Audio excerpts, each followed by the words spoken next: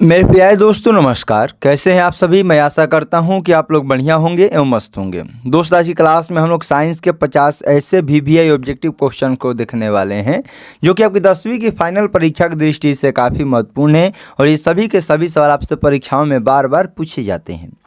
तो आइए दोस्त देखते हैं कि पहला सवाल क्या है। यदि आप हमारे चैनल पर नए हैं तो चैनल को सब्सक्राइब कर दीजिए, इस वीडियो को लाइक कर दीजिए। यदि आपका कोई भी दोस्त मित्र भाई बहन 10वीं कंप्लीट तैयारी करना चाहते हैं तो इस वीडियो को शेयर करके सब्सक्राइब जरूर करवाइए। और पहला सवाल आपके स्क्रीन पर दिया गया है कि मछलियाँ किस अंग के द्वारा श्वसन करती है।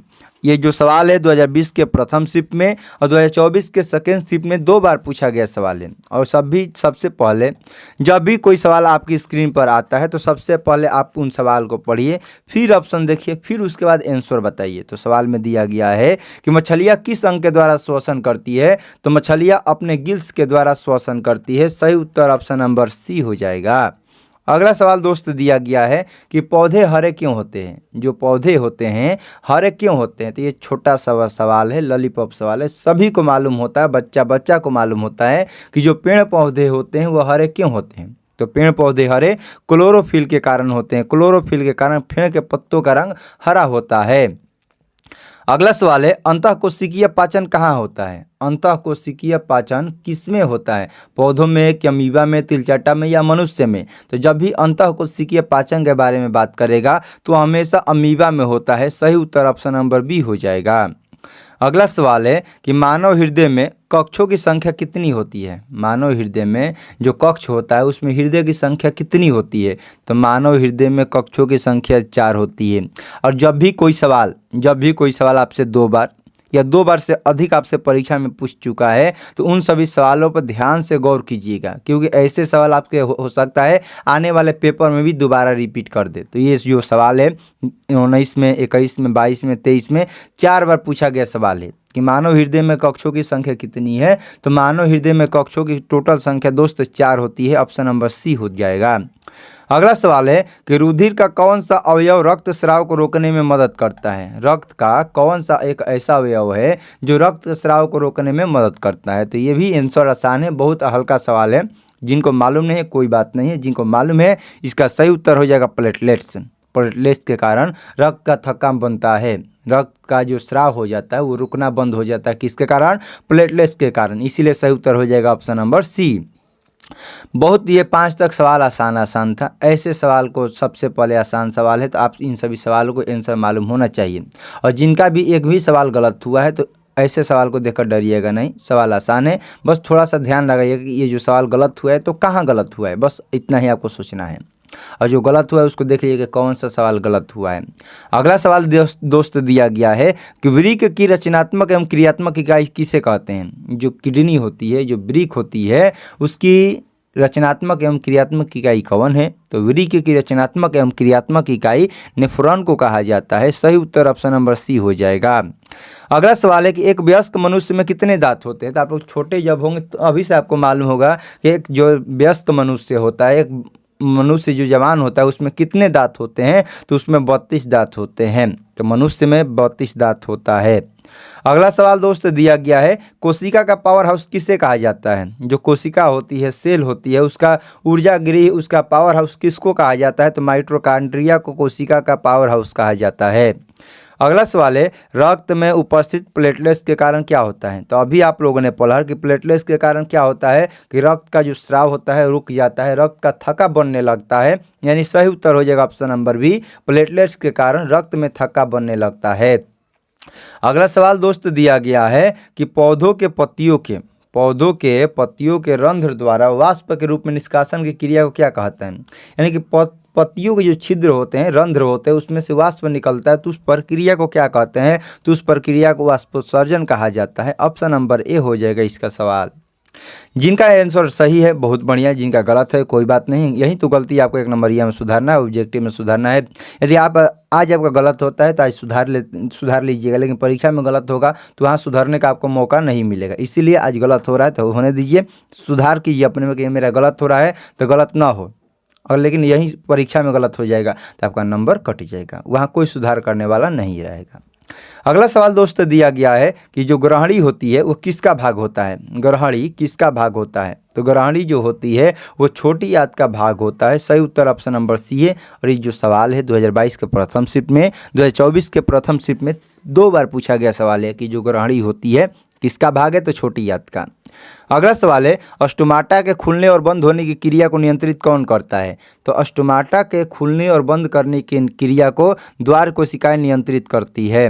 अगला सवाल है पादप हार्मोन कहलाते हैं, इनमें से पादप हार्मोन कौन है। तो पादप हार्मोन फाइटो हार्मोन कहलाते हैं। फाइटो हार्मोन को पादप हार्मोन कहलाते हैं।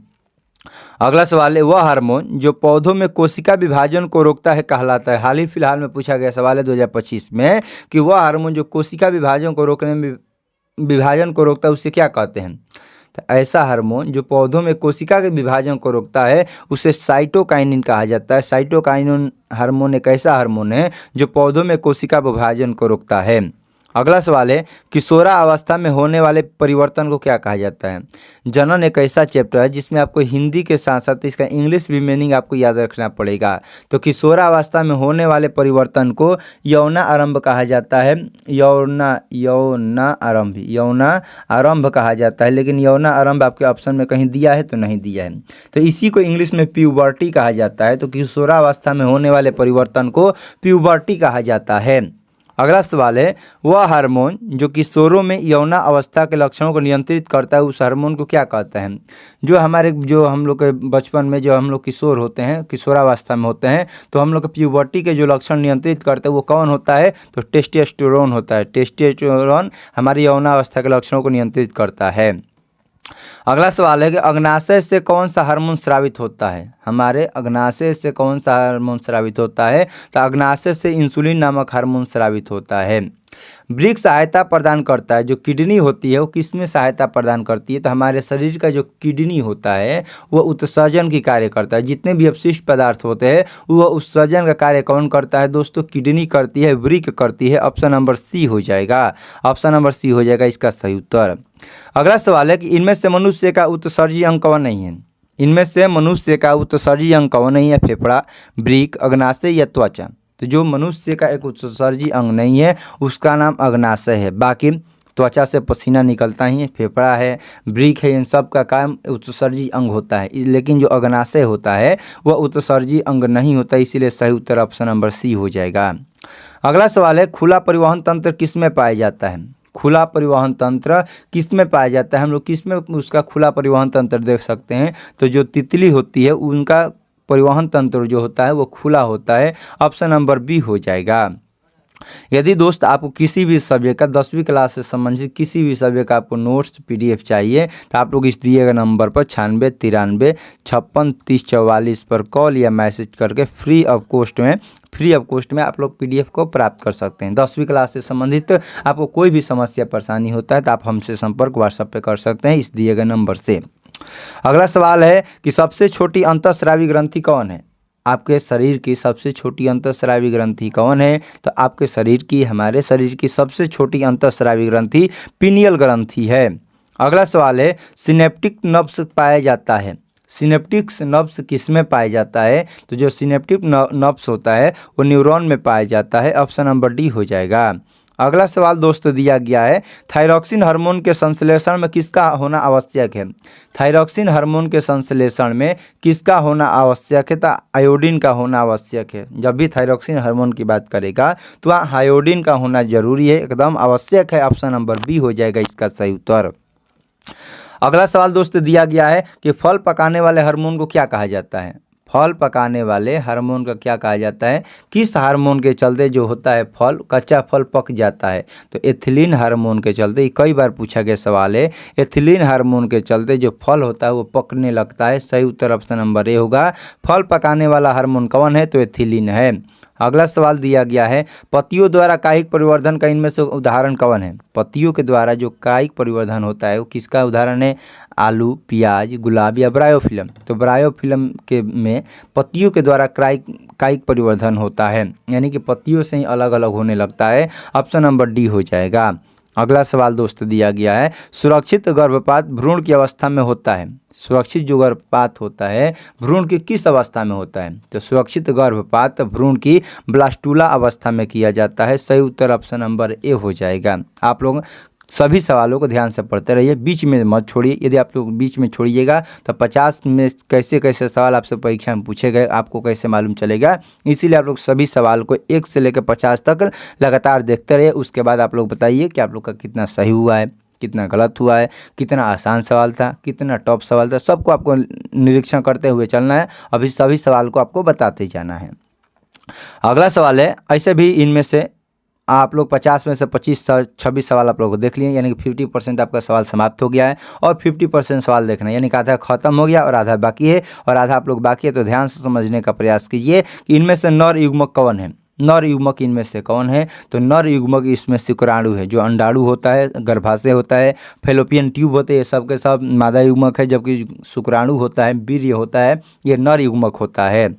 अगला सवाल है कि द्विखंडन किस में पाया जाता है? द्विखंडन किस में पाया जाता है? तो द्विखंडन दोस्तों किस में पाया जाएगा? तो जीवाणुओं में द्विखंडन पाया जाता है। ऑप्शन नंबर सी हो जाएगा इसका सही उत्तर। द्विखंडन जीवाणुओं में पाया जाता है। अगला सवाल दिया है कि वर्तिका किसका भाग है? जो वर्तिका होगा वो किसका भाग होती है? तो वर्तिका जो होती है वो जायांग की भाग होती है। ऑप्शन नंबर बी हो जाएगा इसका सही उत्तर। आप लोग जनन चैप्टर में पढ़े होंगे कि जो वर्तिका होता है वो जायांग की भाग होती है। अगला सवाल है, हाइड्रा किस में पाया जाता है? जो हाइड्रा होता है वो किस में पाया जाता है? तो हाइड्रा जल में पाया जाता है। हमेशा याद रखेगा, हाइड्रा कहेगा, हाइड्रिला कहेगा, वो किस में पाया जाता है? तो जल में पाया जाता है।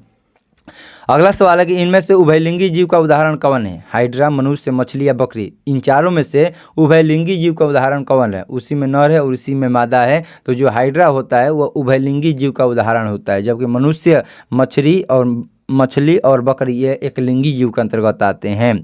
अगला सवाल है, पुष्पीय पादपों में लैंगिक जनन कैसे होता है? पुष्पीय पादपों में लैंगिक जनन किसके होता है, कैसे होता है? तो जो फूल होते हैं, फूलों में जो जनन होता है पुष्पीय पादपों में फूलों के द्वारा लैंगिक जनन होता है। अगला सवाल बहुत इंपॉर्टेंट सवाल है, क्योंकि यह 3 बार सवाल पूछा जा चुका है, तो ऐसे सवाल का आपको छोड़ना नहीं है। जब आप लोग ऐसे सवाल को छोड़िएगा तो आंसर कैसे मालूम चलेगा? तो मानव मादा के जनन तंत्र का भाग इनमें से कौन नहीं है? तो मानव मादा के जनन तंत्र का भाग इनमें से शुक्रवाहिका नहीं है। जो शुक्रवाहिका होती है वो मानव मादा के जनन तंत्र का भाग नहीं है। अंडाशय, गर्भाशय, डिंबवाहिनी ये सब के सब मानव मादा के जनन तंत्र का भाग है। जब जो शुक्रवाहिका है, शुक्राशय है, ये सब किसका अंग होता है दोस्त? ये मानव नर अंग होता है, नर के जनन अंग होता है। अगला सवाल दिया गया है कि नर युग्मक और मादा युग्मक के संलयन को क्या कहते हैं? जब भी नर युग्मक और मादा युग्मक का संलयन होता है तो उसे हम लोग निषेचन की प्रक्रिया कहते हैं। निषेचन की प्रक्रिया नर युग्मक और मादा युग्मक के संलयन को कहा जाता है। ऑप्शन नंबर डी हो जाएगा इसका सही उत्तर। अगला सवाल है कि इनमें से कौन एक लिंगी पादप का उदाहरण है? एक लिंगी पादप यानी कि इनमें से कौन ऐसा पादप है जो एक ही लिंग का उदाहरण होता है? तो एक लिंगी पादप का उदाहरण इनमें से एक ही है, जिसका नाम क्या हो जाएगा? पपीता हो जाएगा। पपीता जो होता है वह एक लिंगी पादप का उदाहरण होता है। ऑप्शन नंबर सी हो जाएगा। अगला सवाल है कि मुकुलन द्वारा प्रजनन किस में होता है? मुकुलन के द्वारा प्रजनन किस में होता है? तो मुकुलन के द्वारा प्रजनन ईस्ट में होता है। सही उत्तर ऑप्शन नंबर बी हो जाएगा।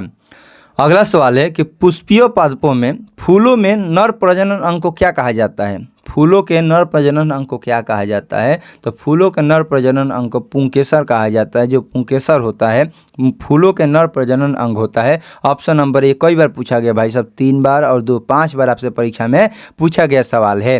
अगला सवाल है, मेरुरज्जु के आघात से क्या हो सकता है? मेरुरज्जु के आघात से क्या हो सकता है? ए भाई इतना सवाल है और ऐसे सवाल का आप लोगों को आंसर छोड़ना नहीं है। आपको जब भी ऐसा परीक्षा में सवाल आएगा तो आपको ऐसे सवाल को बिल्कुल नहीं छोड़ना है, बहुत आसान सवाल है।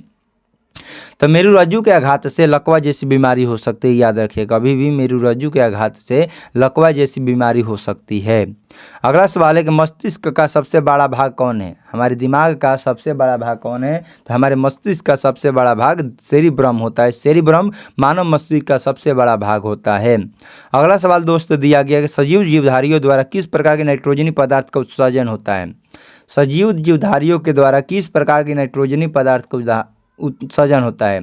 तो जब भी कोई भी जीवधारी हो, सजीव जीवधारी हो, उसमें से यूरिया भी निकलता है उत्सर्जन के रूप में, अमोनिया भी निकलता है और यूरिक अम्ल भी निकलता है, यानी कि सबके सब नाइट्रोजनी पदार्थ का उदाहरण है। देखिए दोस्तों, यदि आप लोग हमारे चैनल पर नए हैं तो चैनल को सब्सक्राइब कर दीजिए, इस वीडियो को लाइक कर दीजिए। यदि आपका कोई भी दोस्त मित्र भाई बहन 10वीं कंप्लीट तैयारी करना चाहते हैं तो इस वीडियो को शेयर करके सब्सक्राइब जरूर करवाइए। अगला सवाल दोस्त दिया गया, किशोरावस्था में होने वाले परिवर्तन को क्या कहा जाता है? तो किशोरावस्था में होने वाले परिवर्तन को प्यूबर्टी कहा जाता है, यौनारंभ कहा जाता है। अगला सवाल है, मनुष्य में कितने जोड़े गुणसूत्र पाए जाते हैं? जो मनुष्य होता है उसमें कितने जोड़े गुणसूत्र पाए जाते हैं? तो मनुष्य में 23 जोड़ा गुणसूत्र पाया जाता है। कुल गुणसूत्र कितना होता है? 23 दूना 46, यानी कितना जोड़ा? तो 23 और कुल कितना हो जाएगा? तो 46 हो जाएगा। अगला सवाल दोस्त दिया गया है कि मानव शरीर के किसी कोशिका में गुणसूत्र के कितने युग्म होते हैं? वही सवाल को दो वाला पेट दिया है। जो इससे पहले वाला जो सवाल था 2014 के सी में पूछा गया था कंपार्टमेंटल में, लेकिन जो ये सवाल है मानव शरीर के किसी कोशिका में गुणसूत्रों के कितने युग्म होते हैं? तो मानव शरीर के गुणसूत्रों की संख्या 23 जोड़ा होता है। 23 जोड़ा यानी कि 23 दूनी 46 हो जाता है। और 2018 में, 2021 में और 2014 में 3 बार पूछा गया सवाल है, तो याद रखिएगा ऑप्शन नंबर सी हो जाएगा इसका सही उत्तर।